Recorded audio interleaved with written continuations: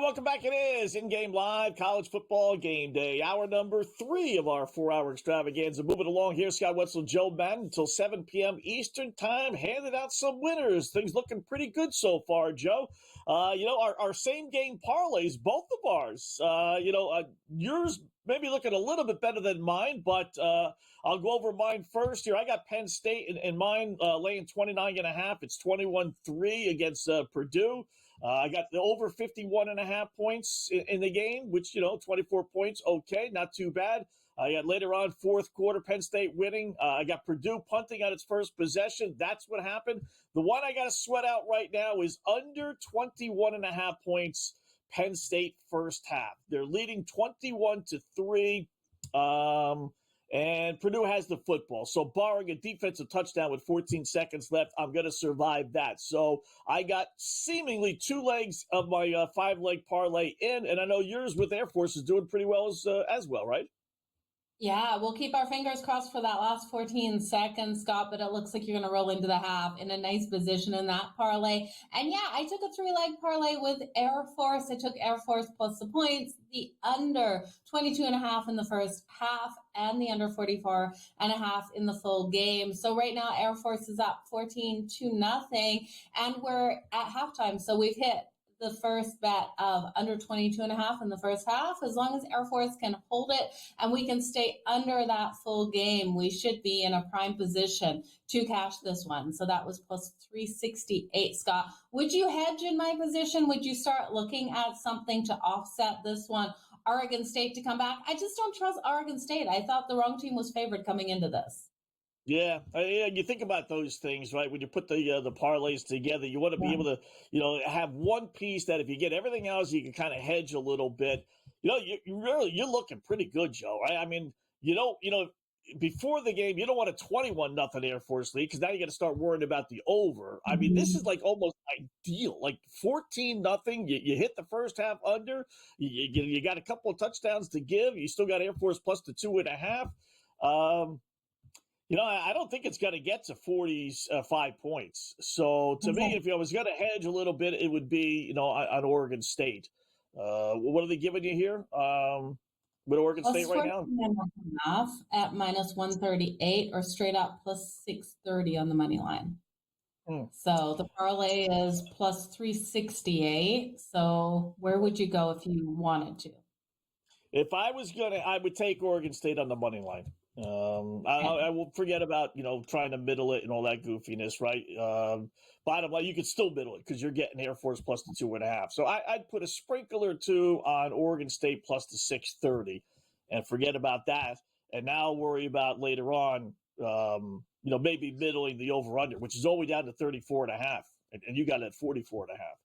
So, can't believe some of these teams, like, again, we talked about this, right? Oregon State's got all the incentive in the world. They need a couple of wins. I know they've lost 4 in a row, but they got all the incentive to win 2 more games and become bowl eligible. Air Force is lousy this year, 2-7 with one of their wins against Merrimack. I mean, so they're 1-7, and yet here they are not only winning or not only covering, but winning, and then not only winning, but shutting out Oregon State. I mean, wow. It's crazy. So, yeah. Right?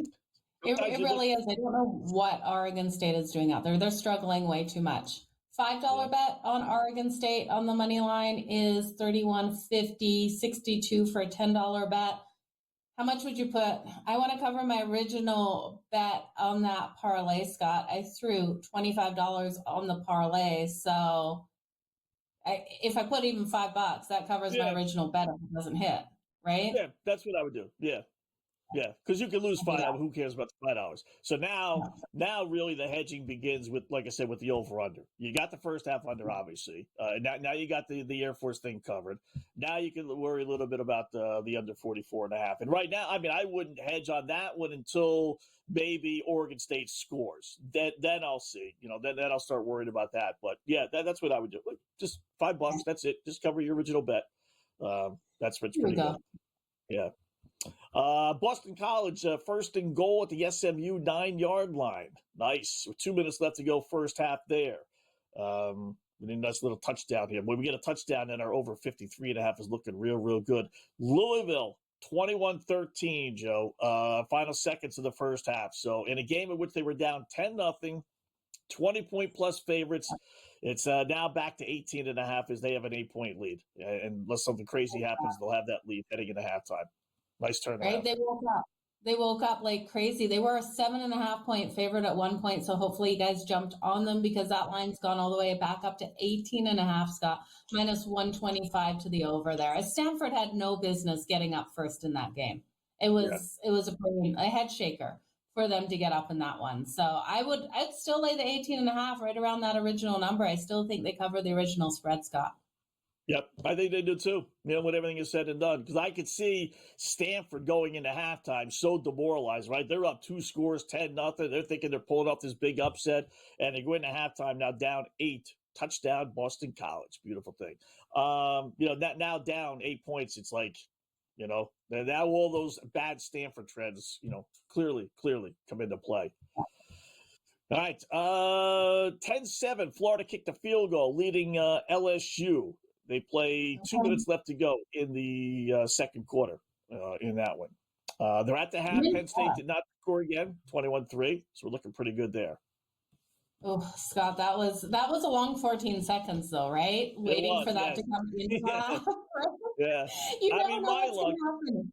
I know. In my luck, they sacked the quarterback. He fumbles, and Penn State rumbles 50 yards for a touchdown or whatever it would have been, right? So, yeah, I had to see it, actually. So, my Huskers are doing well. They tied up USC 14-all second quarter. That's a high-scoring game. At 28 points, they just 62.5.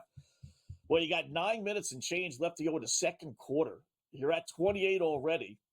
62.5 is a pretty big number, right? But we got 4 touchdowns already. I might put a couple shekels on the over on that one. Okay, so in that game, did you grab Nebraska plus 8.5, 9 that it closed at, Scott? Because no, I think they still no. Did you take them to win? Away. No, I didn't bet it because I like Nebraska, so I didn't want to get the aggravation on the air of having them lose and me lose money as well. The double loss there. So everyone aggravates us, though, Scott. Right? There's only some team making us mad. What are you going to do though? Live? They're up. They're tied here, 14 apiece. Would you be willing to take Nebraska now? I thought they had every chance. I'm gonna go with the over. I'll take the over 60. Oop, they just locked it. USC scored. This might be one of those goofy games where USC is 14-3 over their last 17 games at home. I don't know what gets into them offensively at home, but they tend to score. So that's where I'll go once they unlock it. There they go. They just unlocked it. Yeah, let me do that because they're clearly not done scoring. So USC's lost what? They've lost 4 of their last 5, haven't they? Yeah. So they need this win, right? They need to win this one, and then they have Notre Dame, correct? On deck, so they need to win both of those. Yeah. Okay. Speaking of Notre Dame, by the way, they just scored again. Wow, there must have been a quick turnover. Turnover SMU. Here comes Boston College. Speaking of underdogs, let's see what that's like. We're down to minus or plus 285. And now it's plus 285. That I talked about earlier, right? It was 10-7, and it was still minus 14 and change on SMU being the favorite. Now Boston College might even win. How crazy. That line's down to 6.5. Right? Yeah. They really could get it done. Yeah. Nebraska needs a win, too. If Nebraska wins, don't they secure a bowl game? Where's Nebraska? They 4-5 or 5-4. They are. I should know this is one of my favorite teams. Yeah, 5-4. Yeah, they were bowl eligible. So I will take a look at some of the scores when we come back to Game Live College Football Game Day.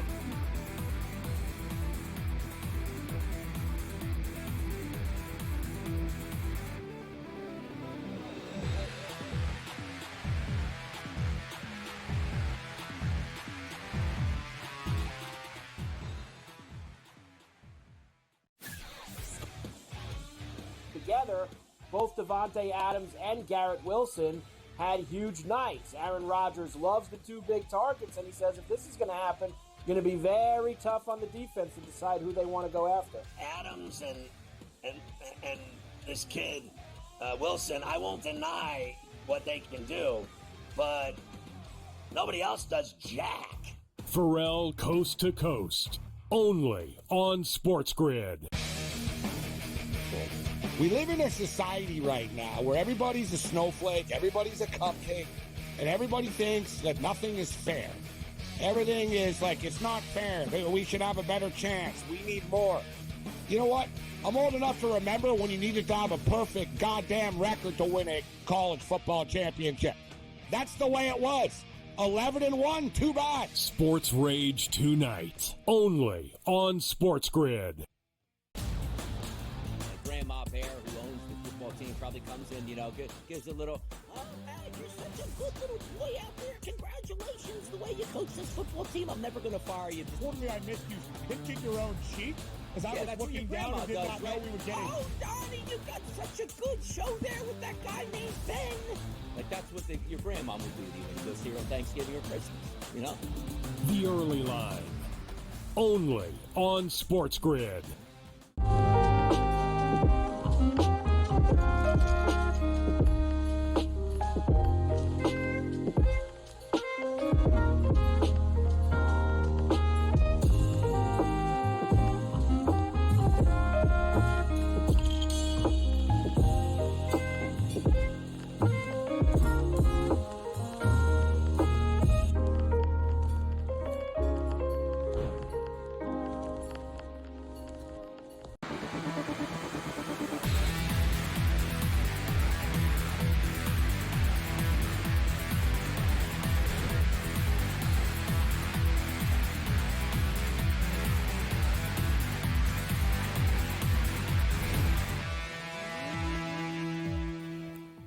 Hello again, football fans. As promised, hopping on In Game Live to give you a quick little halftime report because there's a number of fantastic games going down. But more importantly, it's all of the excitement around that 3:30 slate that we were discussing on college football today. So you know where I'm going to start with this one. It's got to be LSU versus Florida. 10-10 deadlocked right now at the half. And there's so many things to get into for this game just for perspective. So for starters, what did we talk about in college football today? What the Florida Gators secondary and linebacker room could present as problematic for Nussmeier. So we saw some turnovers. We saw some undisciplined offense out of LSU to begin with. But you know what? They made some adjustments, hence the deadlock at 10-10. But the Florida Gators were able to open the scoring, get things going, capitalizing off of those turnover moments. Now, a few things to keep in mind. You guys know how I like the numbers here, just a little bit diving deeper. You've got a Florida Gators team that is tied up with LSU with only 9 minutes and 51 seconds of offensive play time compared to LSU's 20 minutes and 9 seconds.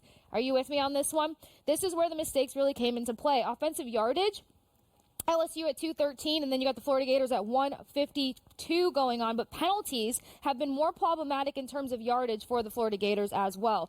Clocking in with the defense for just a second, 67% third down efficiency for LSU. That's where they started to kind of move things around, get their momentum going, and overcoming what the Florida Gators defense was doing quite well. But in terms for the Florida Gators, 2-5 when it comes to their third down efficiency. Pass deflection, LSU has started to step things up. So we can see a more interesting second half between the Florida Gators and the LSU Tigers coming out of the other side here. Now, some other scores taking place at the half. We also have to look in at Penn State versus Purdue. One of the things we talked about on college football today was the potential of Purdue not finding any points on the board. I have to say, in a weird way, I'm happy to report that that is not the case. They picked up 3 at halftime, but Penn State with the most complete game here in comparison. It's Singleton on the ground, 38 rushing yards through 6 carries, but through the air, Tyler Warren having a big game already, and it's just halftime. 119 receiving yards through 7 receptions. That's for the Nittany Lions. But then on the other side, Hudson Card, I mean, he's just been having a rough go when it comes to Purdue and their offense and just trying to get anything going over there. He's sitting at 119 passing yards, and then his partner in crime has been Claire, 71 receiving yards, and that's through 5 receptions. Again, for Purdue, I think the big win here is maybe finding the end zone after picking up 3 points before heading into halftime. Another team that needed to have that complete game, a part of their DNA today, Notre Dame taking on Virginia, and then you've got Notre Dame up with the shutout 28-0 here. When it comes to Notre Dame's numbers and numerical values. You got Riley Leonard, 126 through the air, 3 touchdowns, clean slate on the turnovers, which you love to see in this level of competition. And then Jeremiah Love on the ground, 29 rushing yards. Doesn't have to be the biggest ground game compete-wise. And then you got Mitchell Evans, 34 receiving yards through the air. That's only through 4 receptions. Now, something else to look closely, as Notre Dame has done so well over the course of the last couple of weeks, it's that target share. Typically, in the first 5 weeks of this collegiate season, we talk about Riley Leonard being the dual threat through the air as well as on the ground, kind of leading that room or going toe-to-toe with the running back room, and then it was all running back and Love more specifically from there on out. So now seeing this target share between Evans, Williams, Greathouse, Harrison, you're seeing a team that can compete with a number of the other top teams out there. And then just to touch on this, they're not at halftime, but we got to give them some love. Missouri versus South Carolina. South Carolina with the ball up 7-6. This was one of the top games that I had noted that I was looking forward to seeing what the South Carolina defense can continue to do in terms of bringing the pressure and being super problematic. For some line changes, LSU versus Florida, 1.5 on the spread, 47.5 now on the total. If Florida Gators can come out and continue to force some turnovers, get in Nussmeier's head, which Nussmeier has to overcome this. We have to see something different. We have to see 4 quarters of elevation out of him. We'll see if this total has a different impact. As for the spread, anybody who was jumping on the spread of the Louisville-Stanford game, that one's probably kind of tough at the moment. Louisville up 21-13 at the half. That was the one that I jumped past. We saw Louisville go toe-to-toe with the top teams such as Miami in the ACC, kind of had them on the ropes for a moment. So this close of a score, it was not what I was expecting in terms of indication. I heard Joe mention that Stanford had no business getting out front first. So realistically, just continue to gauge what the spread is on that if you're hopping on the live lines, which is where Endgame Live is keeping you updated. I'm seeing a lock when it comes to Notre Dame and Virginia, and then as for Missouri and South Carolina, some shifts, 4.5 on the spread, 40.5 on the total. They haven't gone to halftime yet, but that is all coming up soon. So keep all of your college football with us here on SportsGrid TV, Endgame Live, taking back over, tossing it back to you, Joe and Scott. All right, Case, good job there. I always appreciate some help with some of these scores. There's so much information out of Saturday with all these games going on, so definitely appreciate that. Yep, we got some games here, Joe. You got Troy and Georgia Southern, 7-7. You got Georgia State, Arkansas State for Sun Belt fans. If you're into that sort of thing, 7-0 as they play in the second quarter. Got a couple of games here starting, Joe, at the top of the hour. Rutgers and Maryland. Let's break down some of these games before we get back to the other games as they start the second half there. So both not disappointing teams, but both teams in the middle of the pack in the Big Ten. Rutgers plays a whole lot better at home than they do on the road, where this game is. RU on a nice little 4-1 overrun their last 5. You got Maryland on 5-1 straight up and against the spread. Last 6 against Rutgers, so they've owned this series. RU also 6-0 over against losing teams, as at this point Maryland is at 4-5. So 5-4, 4-5. Maryland at home, 50.5 is your total, and the number right around 3.5 or so, depending on where you do your shopping. Yeah, Scott, so it's funny. You can't get Syracuse lines there in New York. Up here in Canada, for some reason, they won't give me any Rutgers games. I'm not sure why. So I talked this one out with Joe Ranieri. Yeah, it's super weird. Like, I can never even see the line, like what it is in game, let alone to be able to bet it. But I looked at Maryland. Joe Ranieri gave me their team total. He said it was 30.5. And I do think Maryland can get the points on Rutgers here. I just don't trust Rutgers to be able to come out here and get much done in this matchup. So I'm not sure if it's sitting right around that same line right now, but I do think Maryland will be able to put the points on the board. Yep, 30.5. That's it. So I kind of lean towards the over as well. You know, Rutgers generally with Schiano's is a strong defensive team. But this year they've been scoring some points. The star tailback should be back this week after missing last week. And defensively, they've been giving up a ton of points. And Maryland does play much better also at home. So maybe the team total of 30.5 for Maryland is the safe way to go rather than over 54.5, which is a little dicey with Rutgers offense itself. In-game live college football game day. Thank you. On the grid.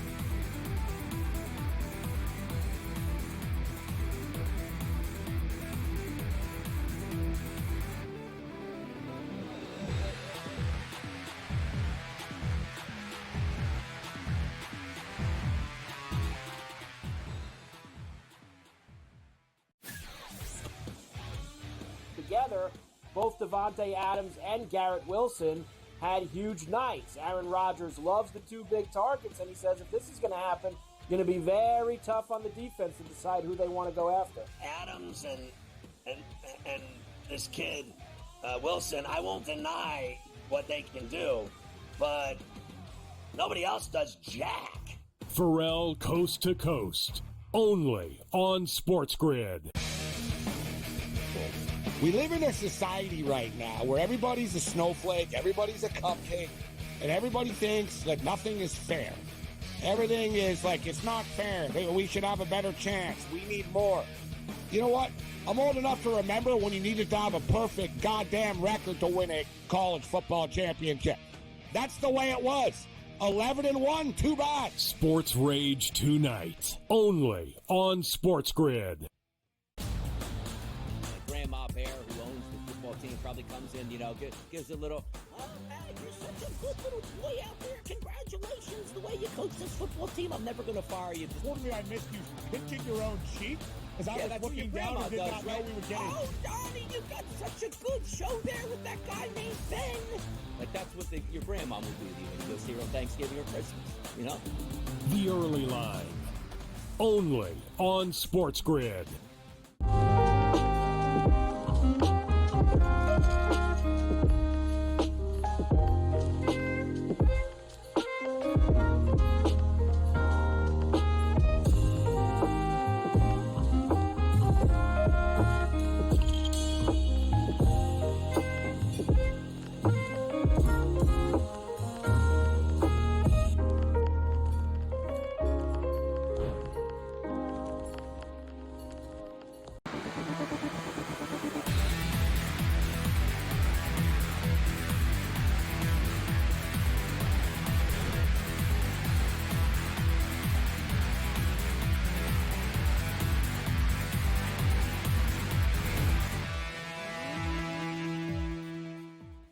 All right, welcome back. In-game live college football game day here on the grid. Scott and Joe for another hour and a half or so, checking out some of the games, some of these early games that are kind of getting ready to start the second half. And then we got some staggered start games, including Illinois, Michigan State. Illinois leading 24-16. But I really didn't understand why Illinois was only a 2.5-point home favorite. This is one of our opposite picks that might not work out if you went opposite. So Illini up 8, Joe. They got it 3rd and goal at the Michigan State 1-yard line. So that's locked. We'll see if they score a touchdown there or maybe kick a field goal with 8 minutes left. I know you don't want to kick a field goal from the 1, but it would put it as a 2-score game. So that would be the wise thing to do. Kennesaw State scored a touchdown. Ty Sam Houston State. I love that coach's fired system. 10-10, early fourth quarter. Kennesaw State, a 20.5-point underdog at kickoff, now down to 3.5, plus 230 on the money line. I don't even know what they were on the money line, Joe. I should have looked. I probably did. I don't remember, but I'm sure it was close to 10-1. If you ever wanted to play a monster underdog, that would have been it, right? So over-under is 29.5. Sam Houston State has the football, but we're watching the goofiness of the coach's fired system, barring something crazy. I don't know if Kennesaw State's going to win, but they're probably going to cover the 20.5, tied at 10, 13 minutes left to go in the fourth quarter. Remarkable. Yeah, if you think they're going to win now, Scott, you can still grab them at plus 235. You can't hate that. That's still plus money. I think I have somewhere what they were going into this. They were plus 500 on the money line. So you're not getting really that crazy less of value, like a plus 235 compared to plus 500. I know it's double, but it's still, with them tied at this point, I think it has huge value there. Yeah. I mean, I like, obviously you want the 5-1, right? But I like the chances from the beginning of the game at 5-1 versus now 10-10 early fourth quarter at plus 220. I like it a lot better now. I got more confidence in them cashing that ticket. And I will tell you, if FanDuel is right, they say Sam Houston does have the football, but at their own 4-yard line. So if Kennesaw State, which so far has been playing really good defense, right, allowing just 10 points, if they could force a 3-and-out here, you got to figure Kennesaw State's going to get the ball right around midfield, if not, in Sam Houston State territory. Now you're talking about Kennesaw grabbing the lead, with only half a quarter or so left. So that's not a bad plus 215 down to 215. That's worth a shot. That really is. Oh, yeah, and I think you jump on it really quick because Yeah. if this defense does stand them up here, Scott, they're going to get the ball back, and this line isn't going to have as much value straight up on the money line. So I love that one. We're seeing that total tick down a little bit between Syracuse and California. That's now at 60.5 at minus 110 to the over, minus 118 to the under as that one slows down. And then Florida Atlantic versus Temple. That one's tied up, Scott. That's 15 apiece there with 27 seconds left in the fourth quarter. Temple has the ball, but 2nd and 10 on their own 25-yard line. Tell me you took this one to overtime because it looks like it's going there. Yeah, I wish I did, but no, I didn't have a play on this one. Unfortunately not. So, but it's a good sign. Have other games go to overtime. Maybe it's just the overtime weekend. We can get some of our other real plays to overtime. Illinois did score a touchdown, so they now lead by 15, 31-16, 7.5 minutes left. So you're at the 47. The over-under originally was 47.5, so you're still alive for that. You got to survive a, no-by-the-way touchdown, which you generally get, but you never know. Illini laying 14.5, and then over-under is 53.5 right now. Boy, there's nothing out of Hawaii tonight or this afternoon. 38-3, Utah State over Hawaii. But that's just awful. That is just that's embarrassing. That's what that is. It's so embarrassing, Scott. Like, they were the favorite, 2.5-point favorite here versus Utah State team that's absolutely struggled on the season. I expected Hawaii to come out and win this one. I thought the score would be opposite to what we're seeing. I thought this would be a double-digit one here, easy done here for Hawaii on the road, and they're embarrassing me, that's for sure. 6 minutes left. 34.5-point spread. I won't touch it with a 10-foot pole. Utah State's proving that they can shut down this Hawaii team. It's gross. Yeah, I don't like it. Yeah.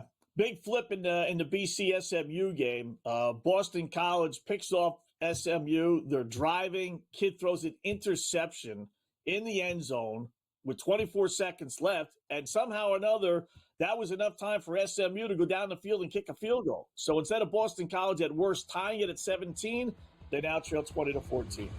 Crazy. All right, give me the updated numbers on the other games when we come back to Game Live of Believe It.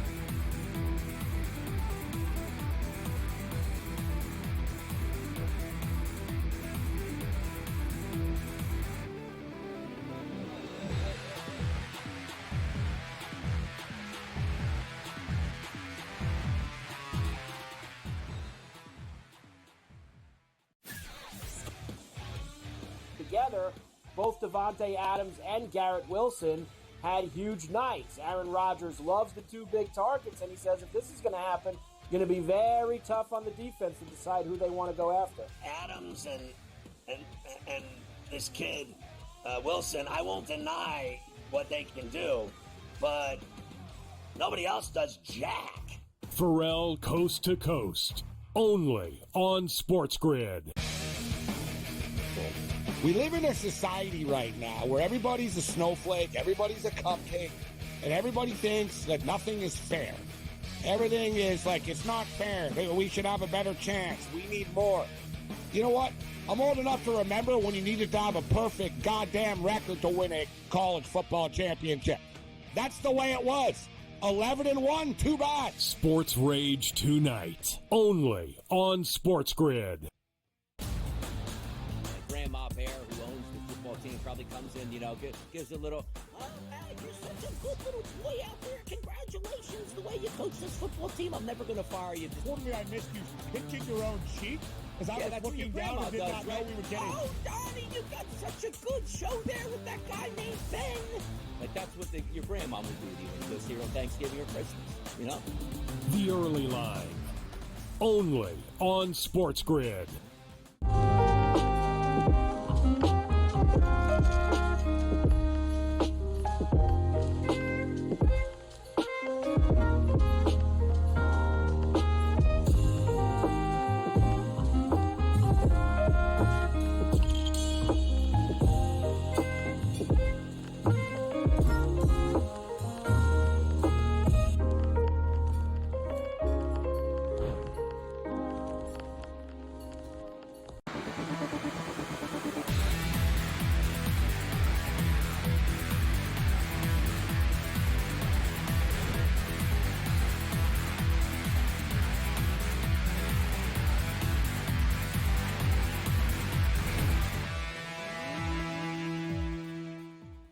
Welcome back in Game Live, college football game day here on the grid. Scott and Joe for another half hour or so. Jeff Dawson, EastCoastSportsInvestors.com, joining us at the top of the hour, giving us some college football winners for the late games. A couple of games here in progress, Joe. South Carolina still 7-6 over Missouri. I know you like the under on that one. That's looking never mind. As soon as I started to say that, touchdown South Carolina. So 13-6. I know. Sorry about that. No, I know. Sorry. You talk about the whammy on that. Holy fudge. All right. So 13-6. Still pretty good, pending the extra point, but that's a big difference, between 7-6 and 13-6. But still 41.5, basically what the number was. But extra point is good. So 14-6 South Carolina, laying 12.5 in the game. Sorry, Joe. That's okay. That's okay, because we're still sitting in that range where that game can stay under that total. And with that late touchdown coming in, it's okay. We can still be able to get it. We're at halftime with Notre Dame and Virginia. Now it's 28-0 here for Notre Dame. That spread, though, 38.5. What are you thinking? Is Virginia going to be able to put up their share of the points? We know this one closed. And Notre Dame, what, a 21.5 point favorite, Scott? Yeah. Which I know you were kind of questionable with what you've seen so far out of the game. Is it just Notre Dame's going to continue to dominate here with defense? Yeah, I think so. Let me see how many yards.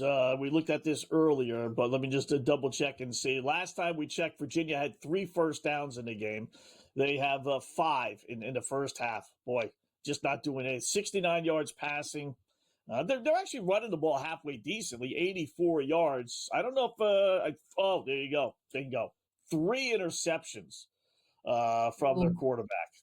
That's a drive killer. So, like I said, they're not being shut down completely, but you can't win with 3 interceptions, right? So you want to grab another touchdown, Penn State, 28-3 Penn State. So here come the points. Very nice.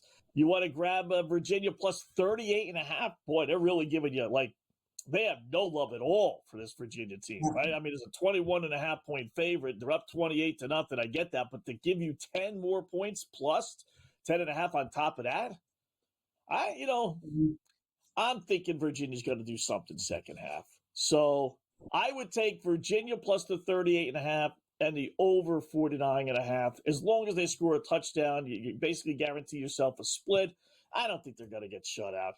What is that? What is the shutout play for that one? Did they give you that one? I don't see it here. Oh yeah, win by shutout. Plus 198. They don't give you any value for those things. No. Maybe we get spoiled. Maybe we get spoiled looking at the overtime odds, but shutout, you got an entire second half. I don't know if they would take a field goal or not, but that's tough to do. Yeah. Not worth it. Right. Are you seeing anything for time of possession? Because I'm not seeing that. And it's interesting to see when you look at the breakdown of how this game has played out. Riley Leonard has had 3 passing touchdowns. He's gone 16-20 for 140 yards. We know this team loves to run the ball, but they've only put up 61 yards on the ground so far in this 1 rushing touchdown. So it's kind of concerning here for me looking at Virginia just because of that. I do think in the second half, we'll see Notre Dame get back to more of their game where they look to dominate time of possession. I just can't find that number, Scott. Can you find any time of possession numbers here? Yeah, pretty even. All things considered, being a 28-0 game. Notre Dame, nearly 16 minutes, 15:53, and Virginia just over 14:07. So, yeah, I agree with you as far as the Notre Dame second half, right? 28-0 lead, you're not going to come out throw. They don't throw anyway, but especially with a 28-0 lead. So I would think that would really, just kind of burn up the clock. Unless Virginia scores, I don't know if Notre Dame's going to get to 49.5, 50 points all by themselves. But I'm counting on Virginia getting 7. If they get 7, laying 38.5, they would have to score 40. They could, they would have to score 10 points, Virginia, to guarantee an absolute split. But I should we just go under? They're pretty good. 49.5? That might be the way to go. Yeah. That might be the way to. I mean, that's 35. That's 3 more touchdowns plus. Mhm. That might not be a bad little bet, but I'm going to go with Virginia. I've been on them. This is where I'm going to double down on them. Give it. I know it's a bad bet. It is. They're playing like crap, but give me the over 38 now. Maybe they take the starter out, put the backup in, and maybe he's good for a little lightning for Virginia. Second half start of Florida. You sound like me with my Chargers. Yeah, It's because Notre Dame's your team, right? I know what you're doing now. Not every time my Chargers are up, I'm like, no. I'm going to go with the other team. They're going to get the backdoor cover. This is going to happen. It's what you're doing with Notre Dame right now. I love it. See, I know I got it from someone. That's it. Penn State 28-3. So they tacked on a touchdown here to start the second half, early third quarter. So they have 36.5 and 51.5. So that's looking halfway decent. We need some more points out of that one. Stanford, Louisville's underway. Nothing changing there. Florida and LSU, I was going to say 10-10 still. They started the second half. Florida's going to have to punt the football. 2.5, 45.5 is your total. How about this number? Baylor 28-21 over West Virginia. Second quarter, over under 89.5. That's 49 points, 56, 63, 70, 77, 84. We need 6 touchdowns in the second half. But touchdown Bell. Check that. Yeah. 5 touchdowns. Now it's 34-21. Insane, wow. Scott. Is this the game of the day that never goes under a total that we get posted? Like, this could be it right now. Yeah, that's what I was thinking. 55 points, 5 touchdowns. You've had 8 in the first half. Can you get 5 more in the second half? I mean, it is a lot, but it's at the perfect point where it's, 2 touchdown lead for Baylor. So, maybe they don't play, super tight defense, and West Virginia knows they got to score, so they throw the football all over the place. They're having success. That's up to 60. No, it's not. 89.5. So, yeah, 41 seconds left too in the first half. You might get maybe a field goal out of West Virginia. Give me the over 89.5. Why not? I'm with you. Let's do it. The books think so too. That's where the juice is. Minus 118 to the over 89.5, Scott. So the books are not giving you any value taking that to the over. That's for sure. I think it's going to hit there. That total between Missouri and South Carolina is still sitting right around that 43.5 mark, minus 106 to the under. So I've got to hope for things slowing down in that one. But Air Force and Oregon State, this one nicely staying to that under right now. So we do have Air Force 3rd and 6 on Oregon State 30-yard line, but that total has dropped all the way to 27.5 pregame. That total was 44.5 for the full game. As Air Force maybe got something done because the books have locked the lines, but it's 14-0 right now, Scott. All right. So you're we talk about hedging all the time, but boy, you're late third quarter. 27.5. Now it wouldn't really be a hedge to me with your same game parlay. Now it would just be, do you want to go with an over and try and middle the thing, because you're looking pretty good, right? I mean, you already got a little hedge on Oregon State, so you don't have to worry about that. You got under 44.5.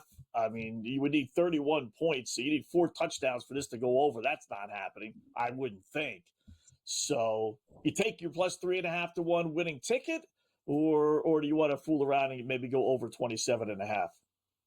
I'm greedy. I'm so greedy, right, Scott? Like, I'm looking at 27.5 going, okay, we could have a little bit of fun with that. But I think because I already put some money on Oregon State to cover that original parlay bet, that I'll just stay where I'm at. What do you think? Would you stay? I would stay too. Yeah. I don't think, listen, Oregon State's not scored. I would stay.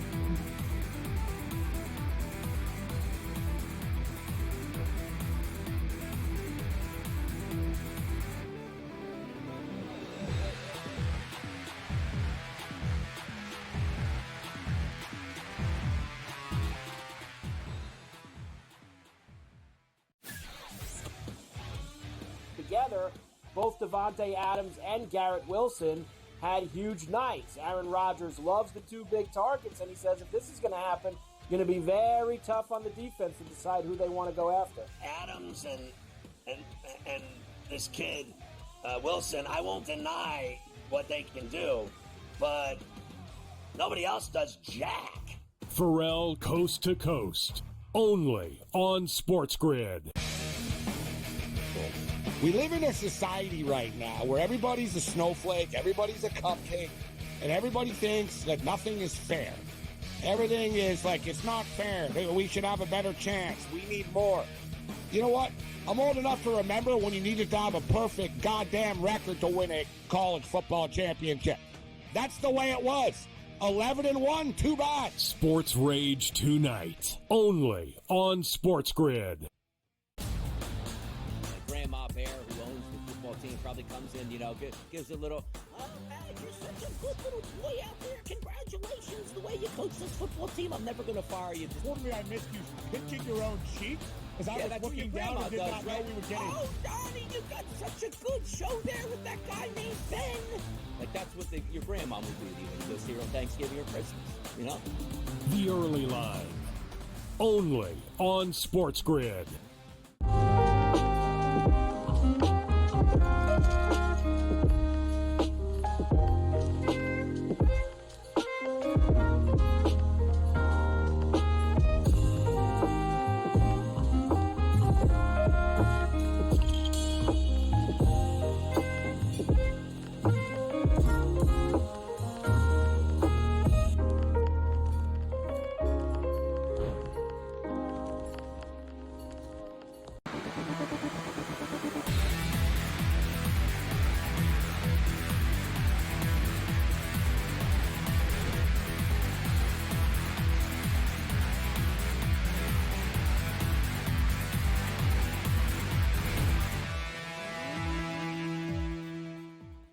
Welcome back in Game Live, college football game day here on the Grid. Scott and Joe for another hour and a half or so. Got the Jeff Dawson, East Coast Sports Investors, joining us in about 15 minutes, top of the hour. Got a couple of scoring changes here. Boston College starting the second half, Joe, with a touchdown.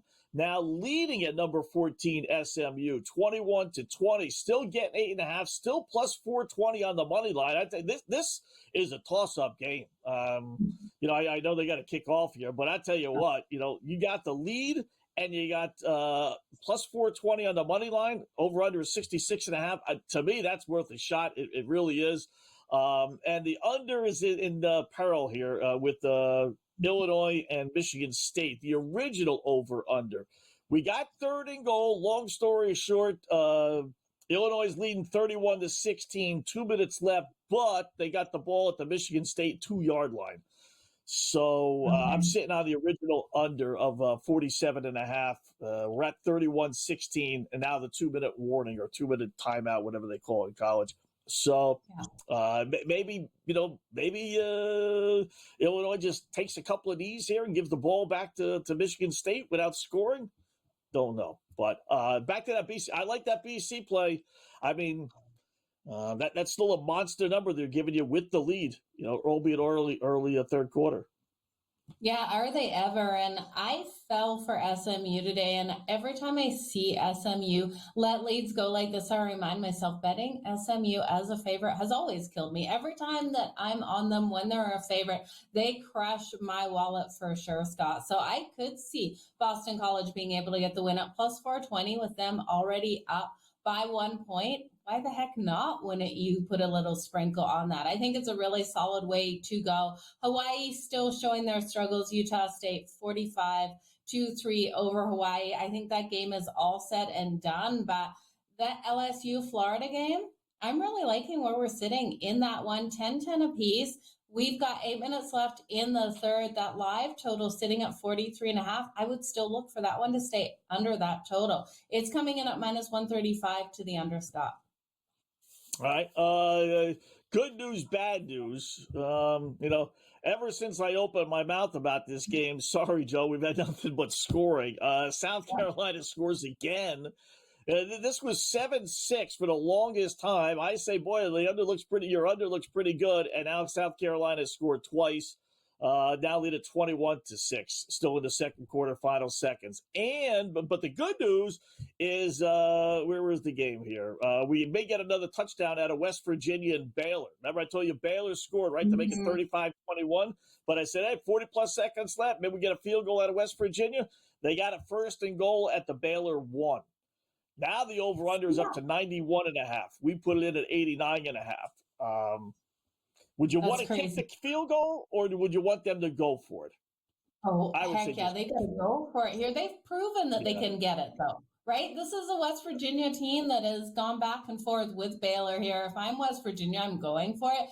But for us, for that over, I really hope they get the field goal, right? Like, because I think if they go for it and they miss it, our number is really hard to hit. But if they need to get points for us, I think they go for it, though. They can get it. It says halftime. And I don't think they scored. Did they go for it and not get it? That would be the first time all game that the defense did something for either team, right? Maybe not. It's 96.5. Scott, they must have put points on the board. 96.5. They had to score. Yep, that's another example of the odds being ahead of the score. So you're right. That has to be 35-28. They would not have jumped it to 96.5. Wow. How about that? Crazy. I love would you go over 90? Let's assume it's 35-28. I can flip the game on here to 7. There it goes. Now 27. We're hitting. How many is that? That's 62. Go hit it again at 96.5? Yeah, I do. Right? I'm sitting at the blackjack table. Hit me again, Scott. Come on. We're gonna get 20. You got 17 and the dealer's holding a 5, right? Let's hit it again. I love it. 96.5. Let's go. All right. Touchdown, Illinois. Yeah, so much for taking a knee. So the game goes over the original number. Sorry about that, boys. LSU at the Florida 14. 3rd and 10. 6.5 minutes left. 10-10 in that one. Laying 3.5, assuming they're going to kick the field goal at worst here. 40.5 is your total. That's a good game going back and forth. Air Force scored a touchdown, but I think you're still pretty safe. 21-0.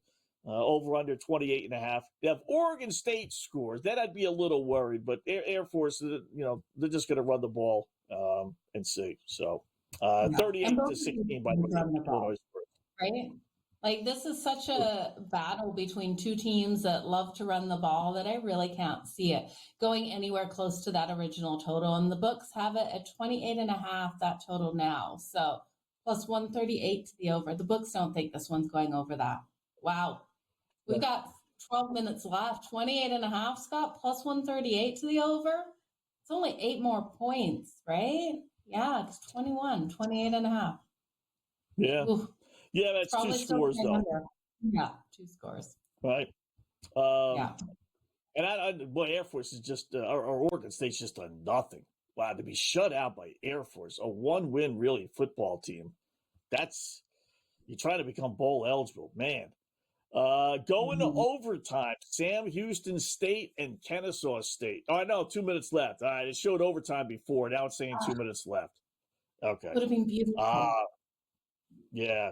That's why I was going to tell you, they had 12-1 and plus 600 on Kennesaw State a moment ago. I'm like, going to overtime? You want to give me 6-1 on a team? Why not? But now they flipped it. Now there's 2.5 minutes left. And Sam Houston has the ball at the Kennesaw State 17-yard line. So 3rd and 11. Yeah. So it looks like Kennesaw State. It was plus 900 to go to overtime. Come on. Yeah. Kennesaw State's defense can step up in this. They've been doing so all game. Yeah, and I think I got Kennesaw State on the money line too. One of the 5,000 bets we put in here. Pretty sure I put that one in. So I'll double check when we come back. All right, in-game live, college football game day. On a good.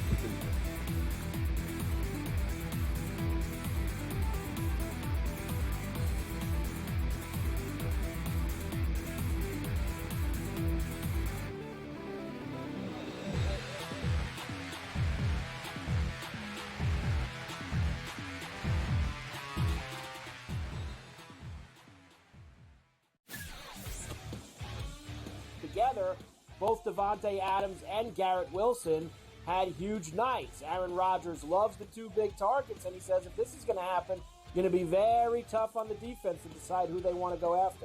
Adams and this kid Wilson, I won't deny what they can do, but nobody else does jack. Pharrell Coast to Coast, only on Sports Grid. We live in a society right now where everybody's a snowflake, everybody's a cupcake, and everybody thinks that nothing is fair. Everything is like, it's not fair. We should have a better chance. We need more. You know what? I'm old enough to remember when you needed to have a perfect goddamn record to win a college football championship. That's the way it was. 11-1, too bad. Sports Rage tonight, only on Sports Grid. Grandma Bear, who owns the football team, probably comes in, gives a little, oh, man, you're such a good little boy out there. Congratulations, the way you coach this football team. I'm never going to fire you. Told me I missed you pinching your own cheek as I was looking down and did not know we were getting. Oh, Donnie, you got such a good show there with that guy named Ben. Like, that's what your grandma would do to you when you go see her on Thanksgiving or Christmas, The Early Line, only on Sports Grid.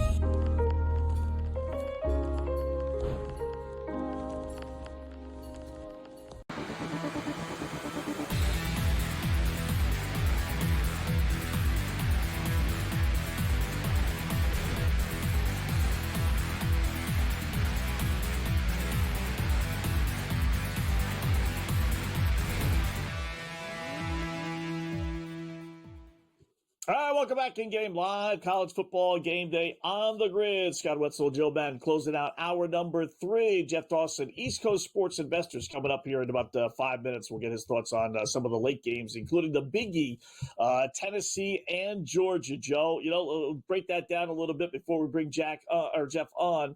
I am rooting, I will say, for Georgia, flip there for Tennessee. You don't even suggest that, right? So, but that said, I do like Tennessee, and forget what I'm really rooting for. They haven't been great as underdogs, 5-12 against the spread, but that's a lot of non really good Tennessee teams like we've seen over these last couple of years. So they're 10-1, going back to last year, 8-1 this year, straight up.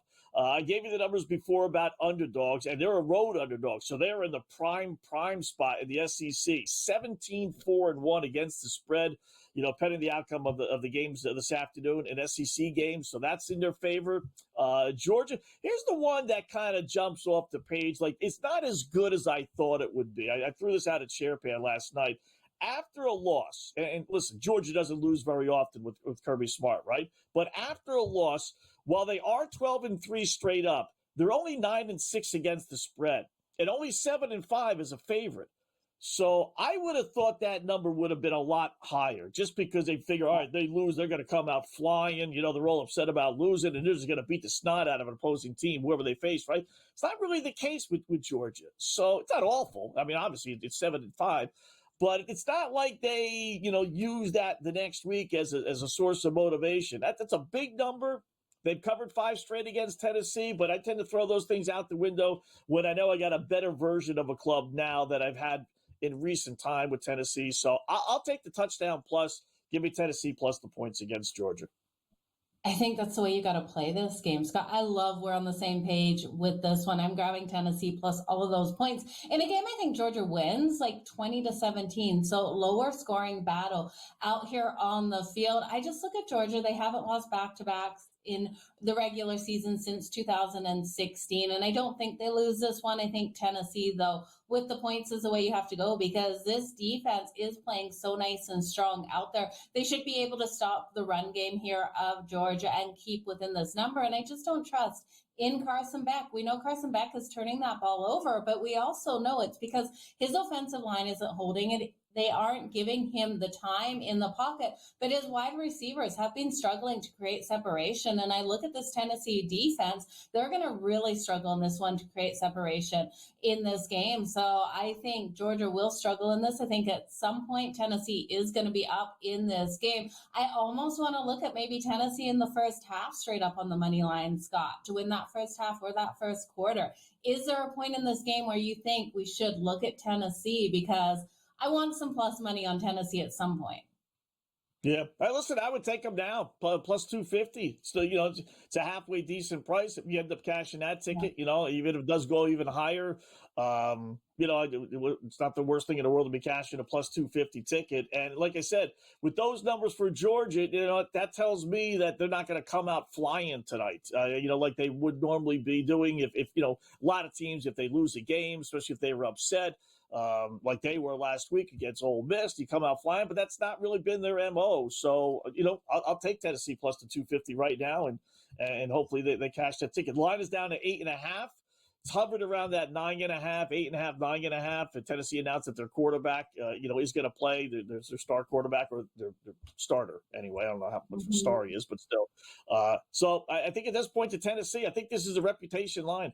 Georgia 2-7 against the spread, one of the worst spread teams in college football this year. So you're right. They're kind of like, you may win 20-17, 21-17, something like that, but I don't think they're going to cover that big spread unless Tennessee doesn't cover the show, and I don't think that'll be the case. The other biggie, Oregon, laying 13.5 against Wisconsin. It was 14.5. It's dropped to 13.5 now. Some pretty good numbers for the Ducks. 20-10 and 1 against the spread. Their last 31 games as a double-digit favorite under Dan Lanning, their head coach. 25-1 straight up. More importantly, 17-9 against the spread. So they win these games, and for the most part, they cover these games. Monster numbers as road favorites as well, including 10-2 against the spread. Okay, firstly, I'm going to take Tennessee first half. That's coming in at plus 205 straight up on the money line instead of full game. And then Oregon versus Wisconsin. Scott, this game could go either way. Oregon loves to come out and get these big, impressive wins, but they don't need it. They just need to win this game. So what are they going to do? Give me Wisconsin plus a point. There you go. We'll get Jeff Dawson's thoughts when we come back in Game Live. College football game day.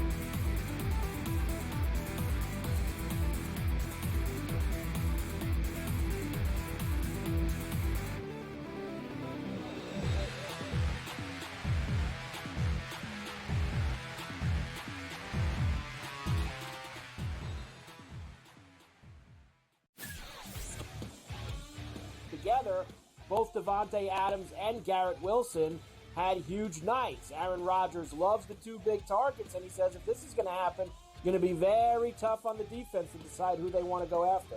Adams and this kid, Wilson, I won't deny what they can do, but nobody else does jack. Pharrell Coast to Coast, only on Sports Grid. We live in a society right now where everybody's a snowflake, everybody's a cupcake, and everybody thinks that nothing is fair. Everything is like, it's not fair. We should have a better chance. We need more. You know what? I'm old enough to remember when you needed to have a perfect goddamn record to win a college football championship. That's the way it was. 11-1, too bad. Sports Rage tonight, only on Sports Grid. Grandma Bear, who owns the football team, probably comes in, gives a little, oh, hey, you're such a good little boy out there. Congratulations, the way you coach this football team. I'm never going to fire you. Told me I missed you pinching your own cheek as I was looking down and did not know we were getting. Oh, Donnie, you got such a good show there with that guy named Ben. Like, that's what your grandma would do to you when you go see her on Thanksgiving or Christmas, The Early Line, only on Sports Grid.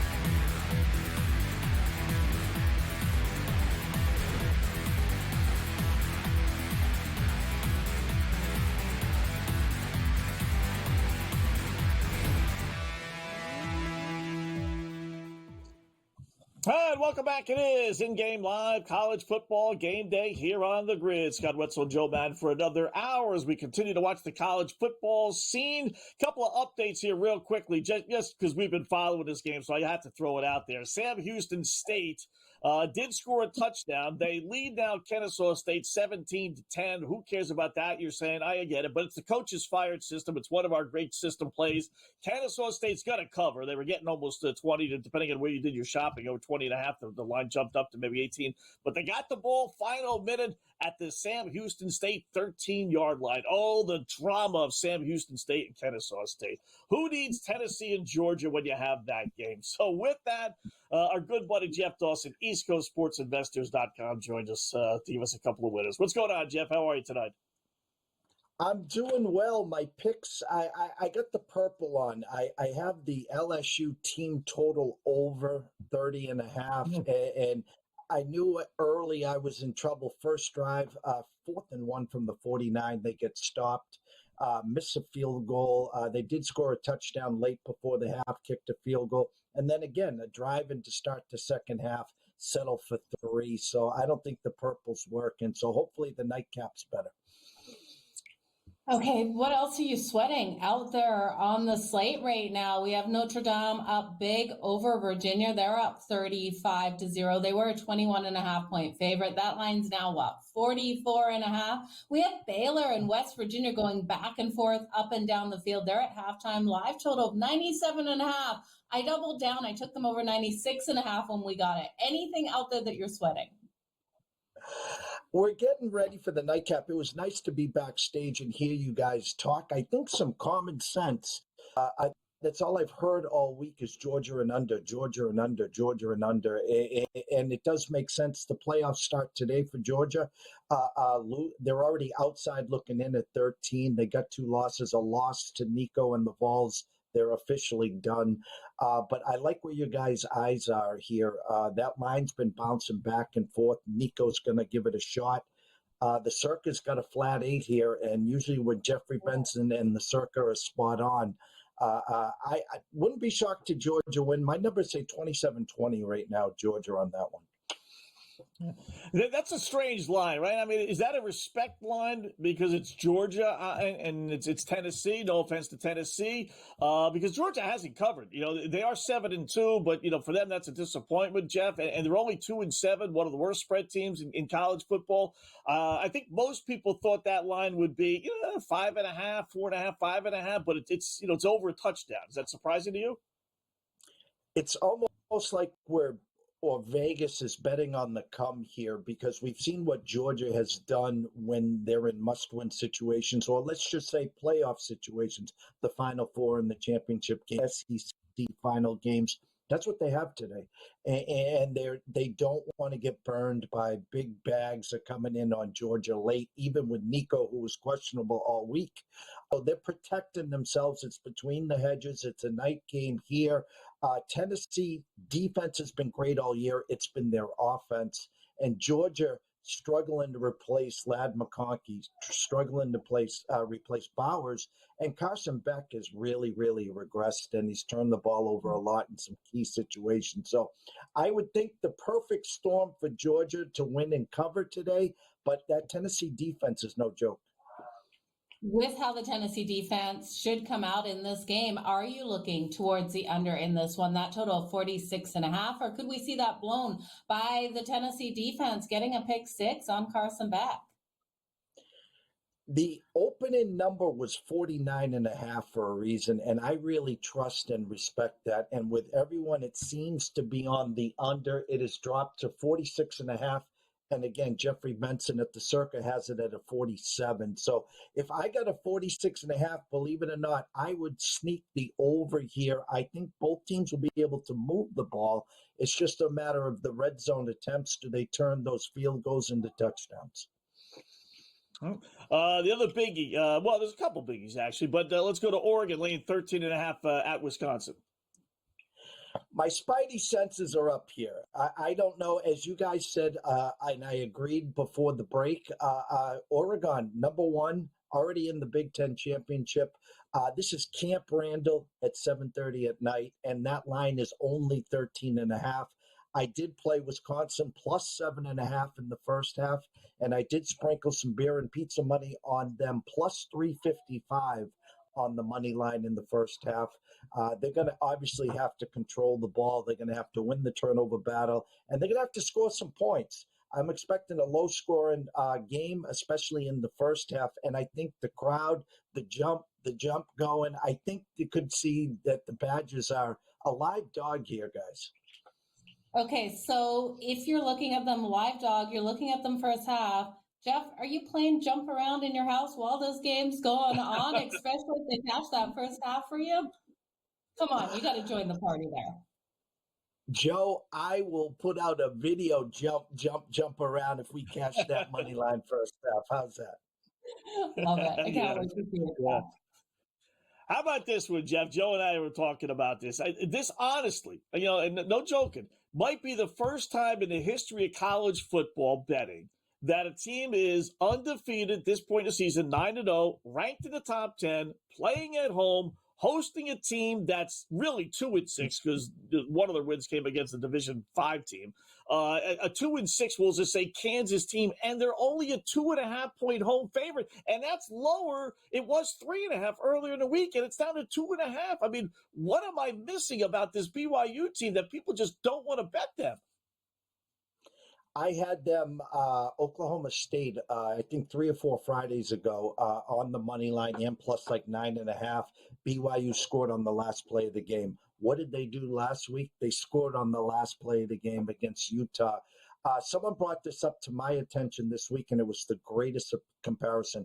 A couple of years back, TCU team that we just kept waiting to lose, bet against. And what they do, they got to the Final Four. And I think that's what this team is all about here. I know all the sharps are all in on Kansas. And before I came into the studio, if I heard correctly, Kansas is at home next week against Colorado. So if they had to choose their poison, who would they rather win? I think they'd be peeking a bit with Coach Prime and the Buffaloes coming in to Kansas.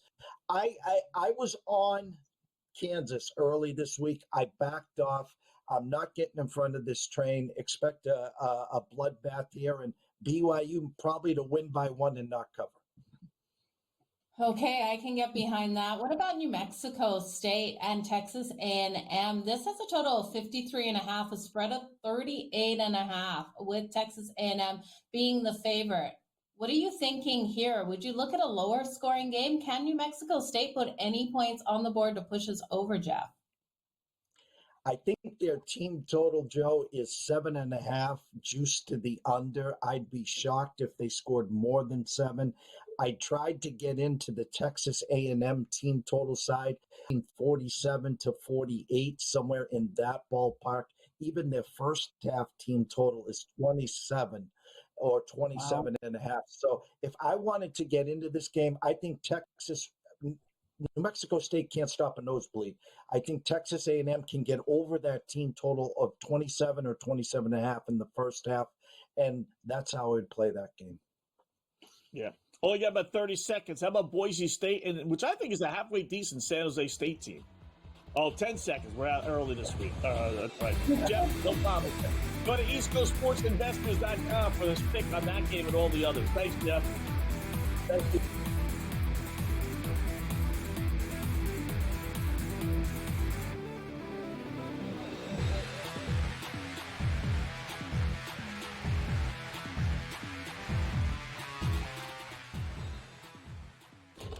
Enter into the magical world of McLuck.com, where even the smallest of spins can win real cash prizes. Adventure into over 1,000 of the best Vegas-style slot games. So what are you waiting for? Unlock your free welcome offer today. Join the fun where winners play and players win. Anyone that's been to a sporting event, the atmosphere before a game, I think Game Time Decisions has that same exact atmosphere. This is our arena. This is what we do. There is going to be an energy to Game Time Decisions that you will feel night in and night out. The excitement you get when you lock your bets in, when you're figuring out what you want to do, we can zone in on the biggest games each night, I want this to be the place that people come to before the games start so they feel as ready as possible to lock in their cards. We are going to hit every single one of those markets that you need to know about. We're going to go through every single thing, and I've got a great team behind me that's going to help me get the job done. There is not going to be a better place, I promise you, than Game Time Decisions to get that new information, react to it, and be able to then bet accordingly. We will have everything at our disposal, and we will use that to our advantage. I'm Kevin Walsh. Tune into Game Time Decisions from 6 to 8 p.m. Eastern on Sports Grid. It's a new era in CFB to start off this year, put on full display. My take on this game is simple. I know some people will be upset about it. Good riddance to the Pac-12. Can you do it in terms of the week to week to week?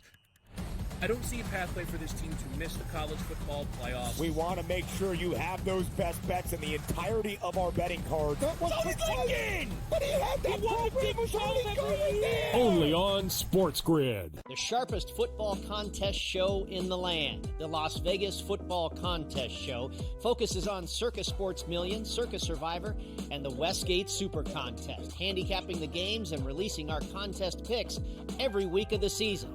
With two former Super Contest winners, Brady Cannon and James Salinas, a former NFL player, Mike Pritchard, and over $1 million in contest prize money won combined, the Las Vegas Football Contest Show will have you prepared this season like...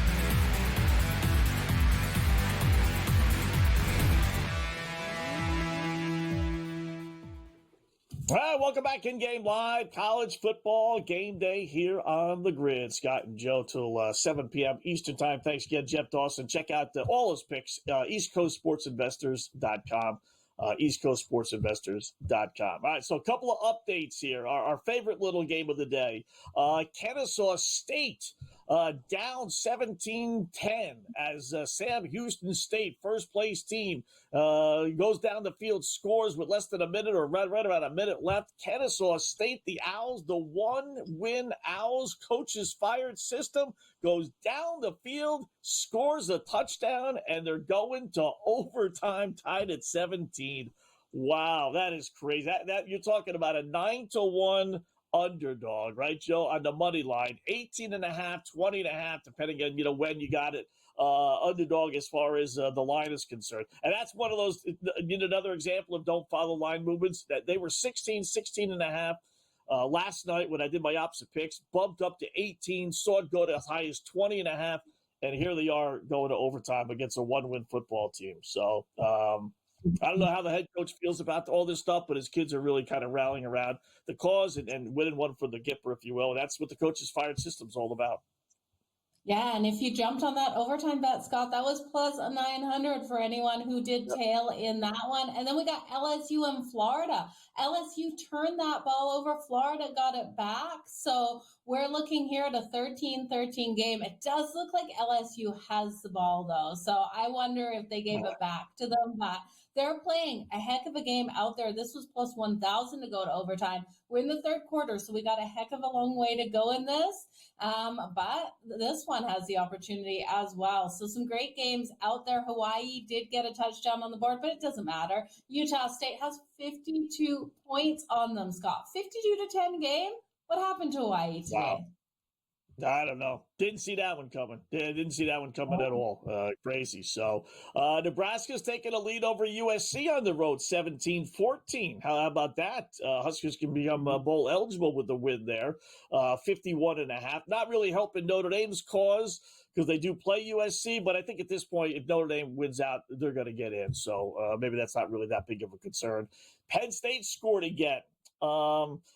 Tell you, this might be the first time. We've each given out winners with our same game parlays. I don't know if we've both given out a winner on the same day. Maybe, but yours is all but in. Yeah. What's Once that? last season, Scott. Once last Did season. we? Okay. Black Cloud hit. Both of our same game parlays hit. It was a beautiful day. The in-game live bets were just flying. I remember it. That's for sure. All right. It's gonna happen Well, we may again be on today. one of those. Yeah, we could, because yours with Air Force, you can go over that in a second, is more than likely going to hit. I'm basically at the roulette wheel or the crap, and I'm like all in, or the pick a gambling game. Yeah. I'm all in. So what I mean by that is Penn State leads 42-3. They've just begun the fourth quarter. So I got 5 legs to mine. Under 21.5 points, Penn State, that hit. Purdue's first possession punt, that hit. Now I need Penn State to cover 29.5, which they're doing. I need over 51.5 points in the second half, for the game. And then I need Penn State to win the fourth quarter. So in order for Penn State to win the fourth quarter, the game more than likely will go over. And then they'll cover, the 29.5. So I'm all like, I need one more Penn State touchdown in this fourth quarter and just keep Purdue, off the scoreboard, and we cash a 13-1 ticket. How's your Air Force ticket doing? I love where you're sitting with your parlay. 13-1, beautiful. My parlay wasn't as big. It's under 4-1. It's plus 368, but it's looking solid right now. We had Air Force plus the 2.5, the under 22.5 in the first half, which did cash, and then the under 44.5 for the full game. Now it's a 28-0 game right now for Air Force with 1 minute and 43 seconds left in this game. It would need an absolute catastrophe for this to go wrong for Air Force. I can't even see a way playing out, Scott, that this doesn't cash. Is there a way in 1 minute 43 that it doesn't? Right? The over-under would be the 1, right? But so you would need 3 touchdowns here. Oregon State, scores a touchdown, recovers an onside kick, scores a touchdown, and recovers an onside kick, and scores a touchdown again. Other than that, I think you can pretty much, I think you can pretty much count on that being a winner. So good job by you, Joe. Very nice. Baylor, 41-28 over West Virginia. They scored 3.5 minutes, less than that, 3 minutes basically into the second half. So over-under is now at 93.5. It actually got lowered. Baylor scores a touchdown. Oh, no, that was the 35-28. Never mind. It was 35-28. That's right, because they had scored late in the first half. So, all right, so you're at 63. You need 31 more points with Baylor punting the ball back to West Virginia there. Virginia scored 35-7. They're down 28, but Notre Dame's got the ball at the Virginia 5-yard line. So, they're going to, you would think at worst, kick a field goal here. So, but 35-7, Virginia get 34.5. Over under is 52.5. Stanford's kind of hanging around, Joe. They scored down 28-21 in the fourth quarter now. So thought of maybe Louisville covering that original 20 number. They're down at 13.5. Over under is 59.5. They must have really come in and underestimated Stanford in this game, because they should be dominating in this one. Scott, I'm surprised with what we're seeing. I thought LSU put a touchdown on the board, but it might have been called back. It looks like Florida's defense has come up strong, and we're seeing LSU now 4th and 13 on LSU's 5-yard line. So I think they're going to go for the field goal here, 13-13 apiece in this game. So I'd like to see the field goal, because I am riding with the under in this matchup. Also looking at Florida to get the straight up win. If you want to jump on Florida, though, right now it's minus 160 on the money line, Scott. There's no value there. Yeah, not really, right? Might as well just lay the points if you want to do that. So the field goal wouldn't be the worst thing in the world. Keep a field goal game, nothing goofy, no touchdowns, going for 2s. Overtime, looking halfway decent there in this game. This is one of our 5 games that we got going to overtime, along with West Virginia. So overtime right now in this game, they're offering you plus 490 only. Nice. In-game live, college football game continues.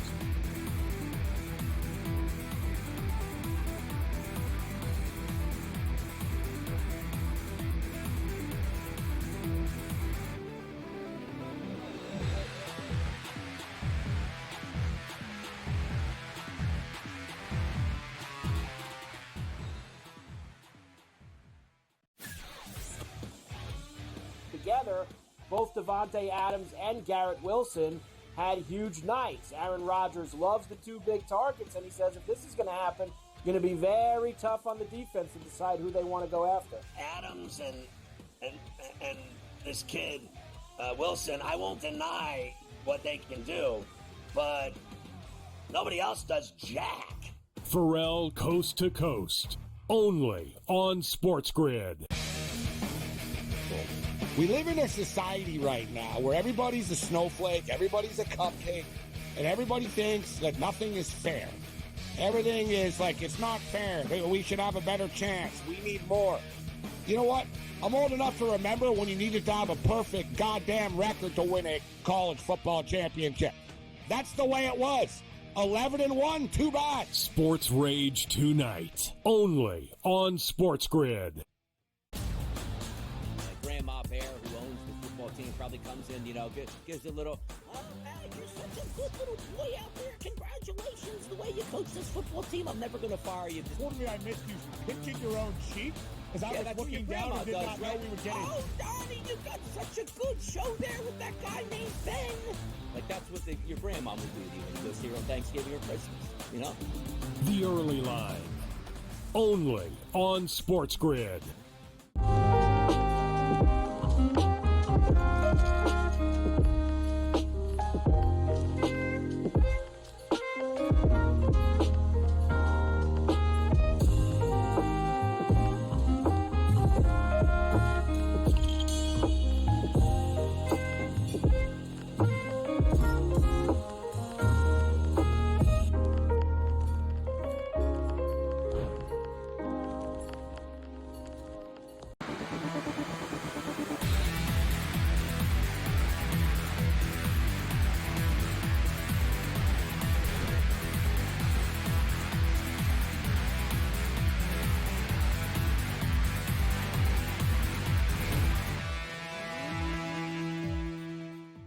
All right, welcome back in Game Live, college football game day here on the Grid. Overtime game with Sam Houston State. Sam Houston State did score a touchdown, so they lead it by 6. I imagine pending the extra point. We'll see if they go for 2 or not on that one. LSU, Florida. I got the fourth quarter beginning, still tied at 13.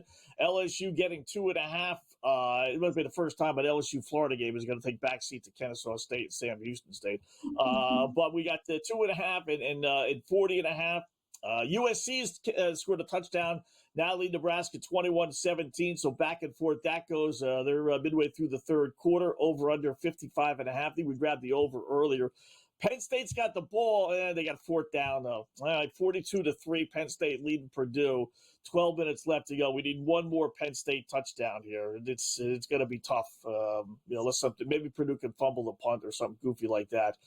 Boston College was driving, but they did not score. So they're down 10, 31-21 at SMU, and that lines back up to 16.5, over under 66.5.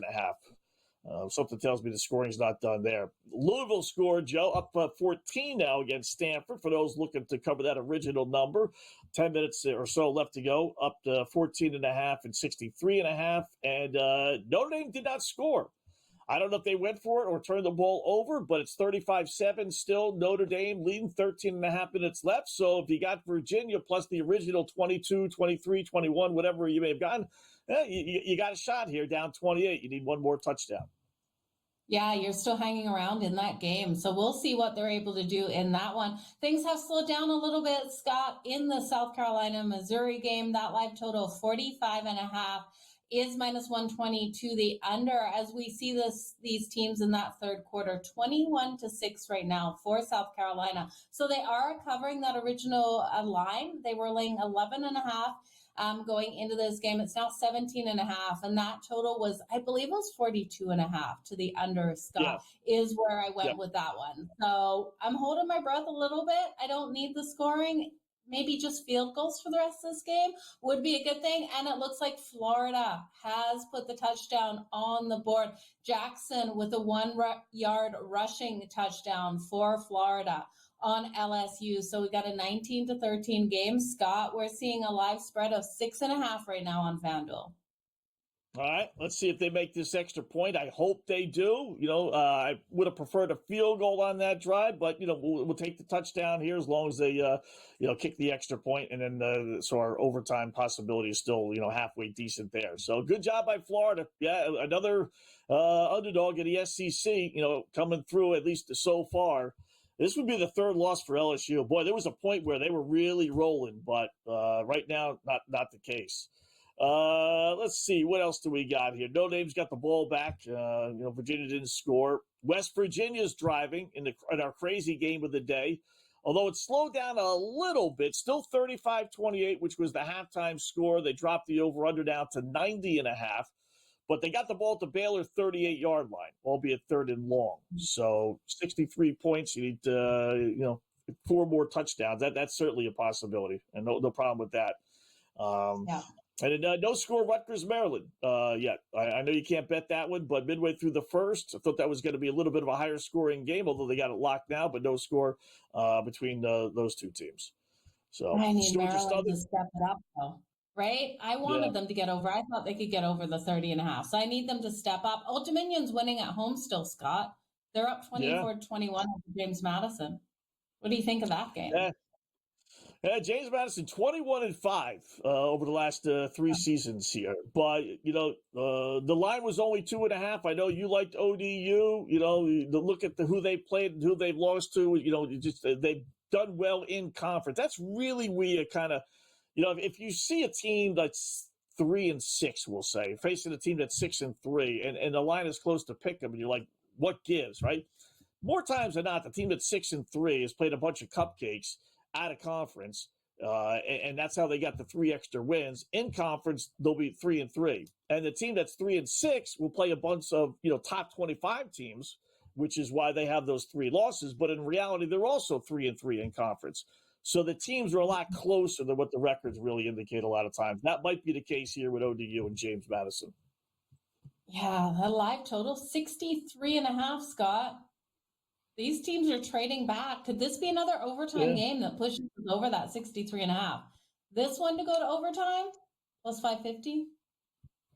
That's not bad. You got 45 points, 55, 65. You need 3 touchdowns. 1.5 left. That's doable.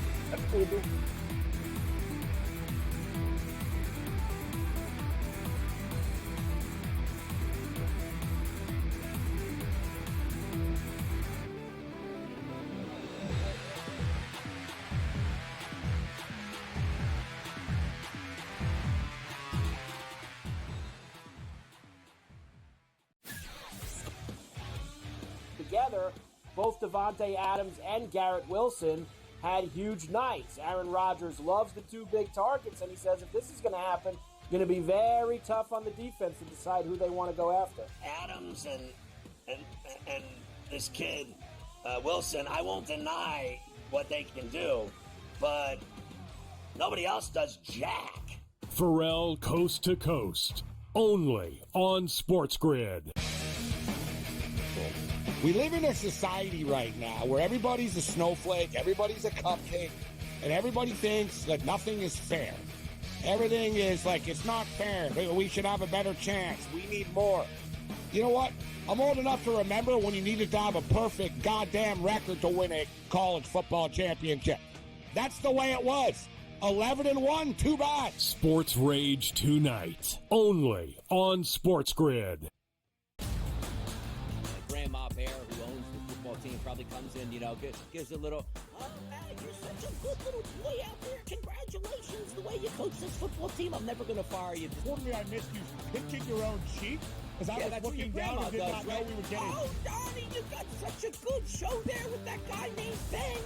Like, that's what your grandma would do to you when you go see her on Thanksgiving or Christmas, The Early Line, only on Sports Grid.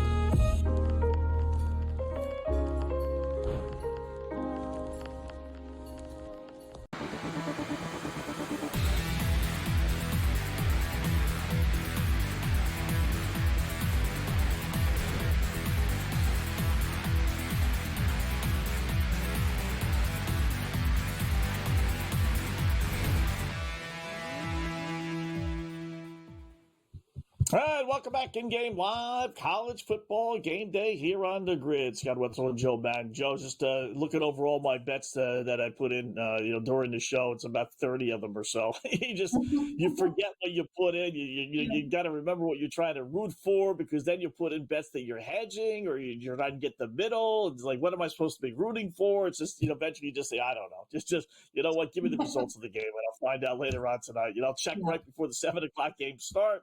When we go off the air, I'll have a few moments to put them in before those things kick off, and kind of go from there. It is kind of crazy how some of these things can go. Some days at the end of the day, Scott, I'm just happy when my account has more money in it than at the end of the day, and I don't even go through those tickets, because you're right. We put in so many bets here, and, we're doubling down on a couple of things, and then we're hedging against things like you said. So sometimes it's just way too much information to go over, especially when you're all excited for these live games that are starting, and then we're starting to live bet those live games when we're off air as well. So it gets crazy some days. It really does. Someone asked me once, how many bets do you have a day? And I looked at them. I'm like, I can't tell you. I don't know. It really depends on the day, right? We go into these games, we love them, and then we're live betting them. It's not out of the ordinary for us to have, 2, 3 different bets on the same game. And when you look at how many games there are on Saturday, it's crazy to think. Don't tell my mother, right? She's the one who's going to be like, Joe. It's almost embarrassing, really, when you tell someone, because they don't quite get the concept of in-game. You can have 20 bets, but if you have 10 on one side, 10 on the other, and you're trying to get middles, you're not really risking 20 bets worth. You're only risking, 1 or 2, whatever they said and done. But it is kind of it is goofy. When you start, analyzing some of these bets, it's like, no, I don't want to tell a person I got 40 bets in. They'll look at you like you're one degenerate, right? So no, but that's the game. It's not, you're not doing 40 games. Although sometimes, you're not doing 40 games and picking one side. A lot of it is flip back and forth or take the underdog and the over. So when my mother asked that, I told her I have more bets than I have drinking coffee today. And she said, oh, dear Lord, and walked away from me. That's where we're going with that. That's funny. That's funny. Purdue scored. Good news, bad news. We got a touchdown in the fourth quarter of this Penn State-Purdue game, but unfortunately it was Purdue, not Penn State. So they lead 42-10. The over is going to hit. Penn State's lead is now down to 32.5, so you got to kind of worry about that. And now, more importantly, I got fourth quarter laying minus 260. Now, I think, I'm not positive. I think if they tie, then I get the push on that. I don't lose it. I don't remember it being a 3-way. I don't think. You know what? Let me see if it says it on my bet. Because if it's a tie, then it's all right. No big deal. I just won't count that. It won't be a loss, and I'll just get paid off on the other 4 winners. No, it was a 3-way. Fudge. Even at minus 260. Wow. All right, so I need something crazy to happen, because I don't think they're not going to go for 2 if they score a touchdown. So even if they score a touchdown, it's going to be a tie 7-7, and I would lose. So I need 2 scores out of Penn State, which probably is not going to have 10 minutes left, but that's not looking good, unfortunately. So, all right. If they score quick, though, right? If they score quick and then Purdue turns that ball over, it definitely could happen. It's not out of question, because then even if they get a field goal on one of those, as long as they score quick in this next possession here, I do think you're still alive, Scott. I want to rip up the ticket, that's for sure. We need a quickie. We need something, a fluke, not fluky, but just a long touchdown. I won't even say that. We just need a touchdown and then get a defensive touchdown. That's realistically what we're asking for. Penn State to score this next possession, be a little ticked off. They gave up a touchdown, make it 49-10. Purdue gets the ball back with 3, 4, 5 minutes, whatever, and then, get a pick 6. That's realistically how it would have to happen. So, but because it's not, sometimes the score is close enough where if the team that's trailing has it at their own 30, they're going to go for it down, maybe 2, maybe even 3 scores, because they figure, all right, this is our last chance. You don't get the first down. Now the opposing team has the ball at the 30-yard line, 20-yard line. They get a cheap touchdown. But 42, it would be 49-10 or 45-10. They wouldn't do that, Purdue. They would just punt the ball away. So, but anyway, we'll see. We'll see what happens in that game. LSU on the move. They got it at the Florida 38-yard line. So points, they're starting. Both teams starting to move the ball here a little bit. There's 9 minutes left, but that over/under, right now is 42.5, which isn't bad. Knowing that if they tie Florida, that's 20-20. That means that game's going over. That's not bad. Minus 148, but I won't bet it just because that means the game could really go to overtime. But if I didn't have that bet, I would bet the over 42.5. Yeah, I'm shocked, Scott, that they're giving you a 42.5. I expected with the score 20-13 it to be 44.5 because it would mean you'd have to get more than just, the field goal after. So everything is tied up right now. It's 9.5 minutes left in the fourth. Are you seeing? I'm seeing Florida has the ball. I'm not sure what happened. LSU isn't looking happy out there. I'm not sure what happened. They might have tipped it. I'm behind. My TV is like about a minute behind. So I see FanDuel's got 4th and 4 at the Florida 36. Yeah. So would they wouldn't have punted. So maybe they tried a field goal and didn't make it? Maybe. I don't know what happened. No, I'm seeing LSU with the ball still on my side. So they're going for it here on 4th and 4. Okay. Yeah, I wouldn't think they would kick a field goal 4th and 4. Yeah. That would be a long one. And they converted. They were able to get it done, Scott. Yeah, okay. I mean, I got Florida, but I got this overtime thing, which really I shouldn't even that's the bet where you just whatever. At the end of the day, what happened? Did I get two games going overtime? Okay. I really, I shouldn't be necessarily rooting for that if I got a bet on Florida, which I do. So, but I'll take it. I'll take it just the same. Yeah. You gotta take Nebraska, it. That overtime is beautiful. Yeah. Well, if we can hit a few of those. If they all went to overtime, that would pay $2,500 on a $10 bet. $1 round. Where are you going? 10 bets. You headed to Vegas? Where are you going? All I know is I'm going by myself. Hit that when it hits. Nobody would be. Yeah. Nope. That would be. You know what? We'll treat myself to a little something on for that one. Okay. Definitely. All right, so let's go West Virginia. Yeah. If I could get West Virginia, Baylor, or LSU, Florida to go to overtime, I would take that and head into 3 games later on tonight, needing just 1 out of the 3 to win a decent amount of money. Maryland kicks a field goal, 3-0 over Rutgers late first quarter. Missouri scored a touchdown. I think they went for 2 because I remember it was 21-6, so they didn't get it. So it's 21-12. A little early to be going for 2 in the third quarter. You keep it by not making it. It's now a 2-score game still. You kick the extra point, you make it 21-13. It's a 1-score game. I mean, eventually you got to go for 2 anyway, but I don't like going for 2 that early. But they did. So 21-12, trailing by 9, getting 11.5, which is pretty close to what the number was. And then the over-under is up to 46.5, little bit higher than the 42.5 it was to start the game. Yeah, and then we have West Virginia threatening right now. They are 1st and 10 on Baylor's 29-yard line. So are they going to be able to convert the touchdown here? We've seen the scoring really drop off here in this third quarter. I don't think we've seen any points here in the third, right, Scott? This is 35-28 coming into this. So that total's dropped all the way to 97 or 87.5. I hit it at 97.5. Scott, we need this one to go over that total. Come on. Yeah, that's disappointing. Can't believe it. They're still giving you a pretty good number, 87.5 and 63 points. So with 5 minutes left, we get a touchdown here. We get it to 70, get the ball rolling, and get on scoring. We're still alive. We just need to get.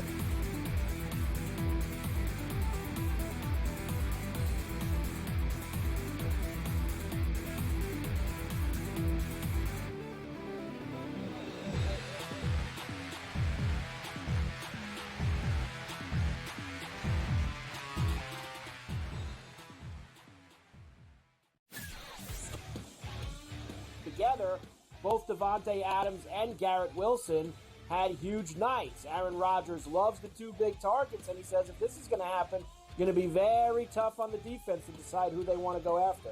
Adams and this kid, Wilson, I won't deny what they can do, but nobody else does jack.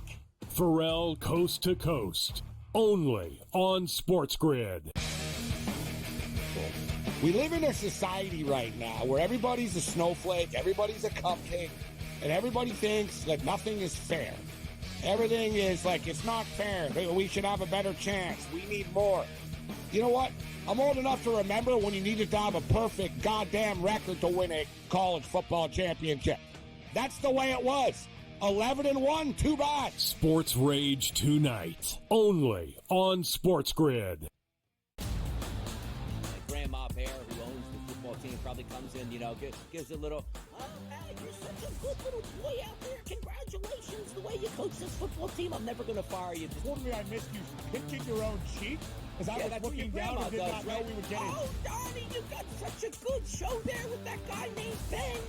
Like, that's what your grandma would do to you when you go see her on Thanksgiving or Christmas, The Early Line, only on Sports Grid.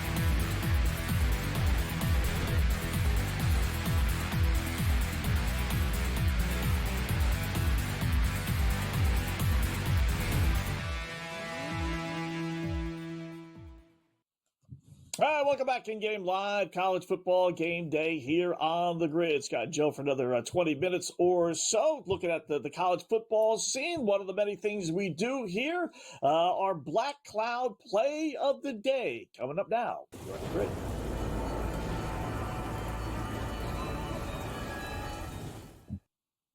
This is the play that really, it can't lose. It just can't lose. Whatever your unit is, double it, triple it, who knows, maybe even quadruple it because it's so strong of a play, right?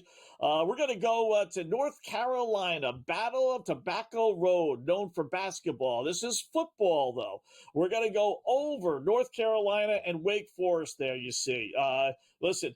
These teams do nothing but score. They score some more. Oh, actually, we're going to go with the plus 11. My bad, sorry. We're going to go with plus 11. The over as well. You might as well do that in here. But Wake Forest, halfway decent. North Carolina, halfway decent. Here's the number, though, that you like. First of all, it's a rivalry game, so you want to take the points, and you get double digits. North Carolina, 3-6 straight up as a double-digit favorite. 0-9 against the spread as a double-digit favorite as well. So not only don't they cover, they don't even win these games. North Carolina is a double-digit favorite against Wake Forest. 1-6 against the spread. Everything points to Wake. You're getting over 10. Buy the hook there, get it to 11 if you want to, as I would do. Oh, by the way, Wake Forest, after a loss, how about this one? 10-1 against the spread. After a straight up and against the spread loss. Give me Wake Forest plus the 11. I think they have a great chance to win this thing outright, Joe. You got to love that stat with them off a loss, Scott. That's a great way to go with that one. I like what you're doing.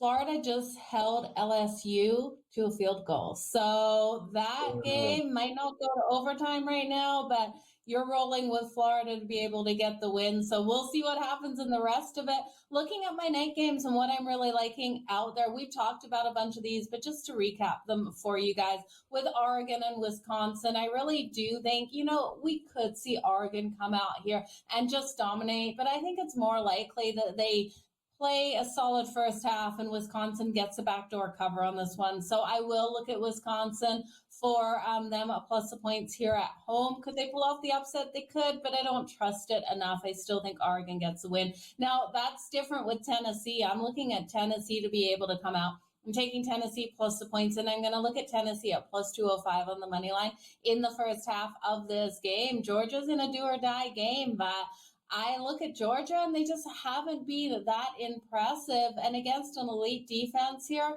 of Tennessee, I think they're going to struggle. I think the offense is going to struggle to create separation from the defense of Tennessee. Carson Beck could likely turn that ball over again in this matchup. So it's Tennessee plus the points and first half money line sprinkle. I think it's a 20-17 win here for Georgia, Scott. And then New Mexico State and Texas A&M. I'm looking at the under 54. I just don't think New Mexico State adds enough points in this game, if any, to get us over the total of 54.5. I think this total is too high, and I think Texas A&M will slow down in the later fourth quarter. I think it's probably scary to have that under, but I think that's where we go. And then Kansas and BYU. I think BYU wins this. I don't think they cover. I'm grabbing Kansas plus the 2.5.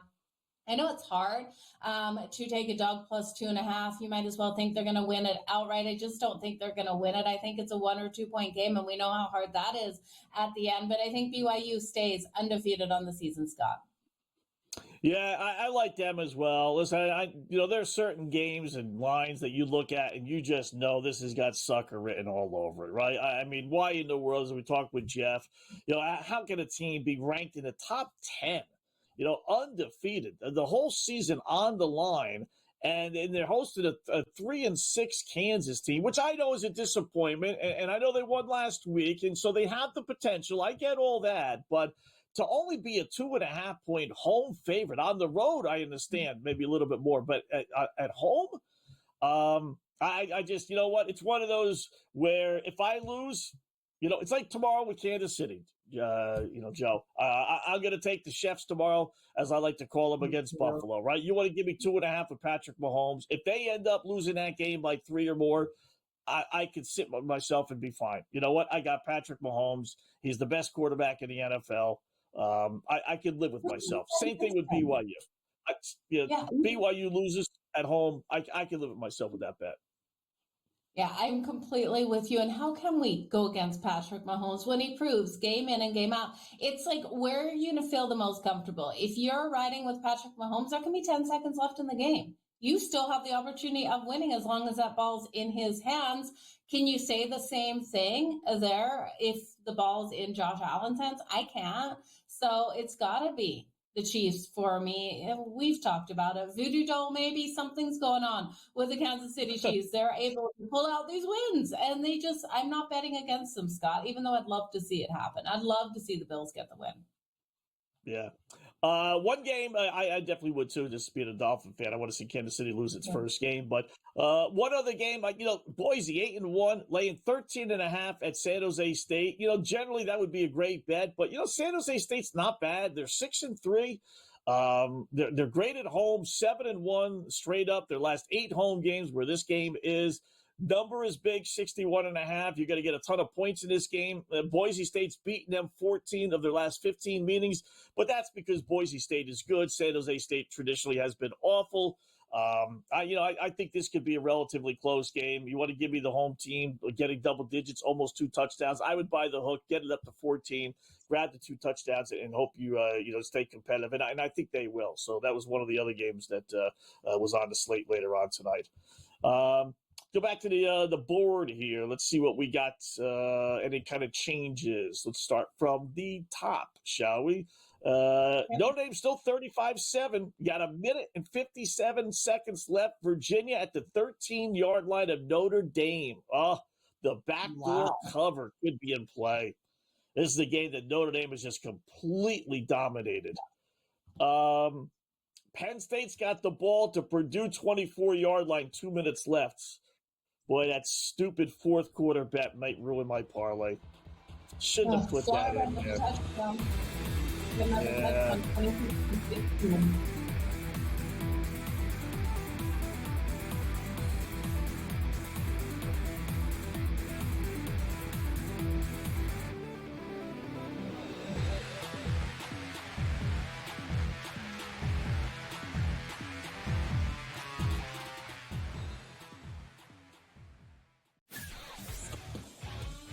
Together, both Davante Adams and Garrett Wilson had huge nights. Aaron Rodgers loves the two big targets, and he says if this is going to happen, it's going to be very tough on the defense to decide who they want to go after. Adams and this kid, Wilson, I won't deny what they can do, but nobody else does jack. Pharrell Coast to Coast, only on Sports Grid. We live in a society right now where everybody's a snowflake, everybody's a cupcake, and everybody thinks that nothing is fair. Everything is like, it's not fair. We should have a better chance. We need more. You know what? I'm old enough to remember when you needed to have a perfect goddamn record to win a college football championship. That's the way it was. 11-1, too bad. Sports Rage tonight, only on Sports Grid. Grandma Bear, who owns the football team, probably comes in, gives a little, oh, man, you're such a good little boy out there. Congratulations, the way you coach this football team. I'm never going to fire you. Totally, I missed you pinching your own cheek as I was looking down and did not know we were getting. Oh, Donnie, you got such a good show there with that guy named Ben. Like, that's what your grandma would do to you when you was here on Thanksgiving or Christmas, The Early Line, only on Sports Grid.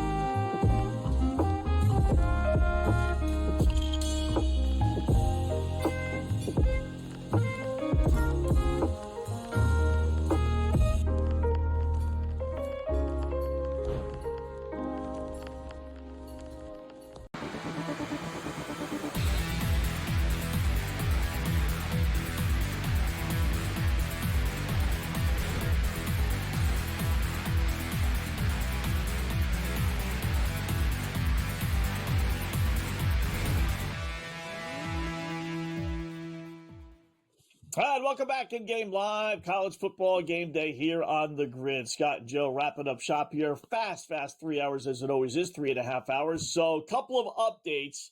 I got 1 minute and 51 seconds left in my same game parlay, Joe.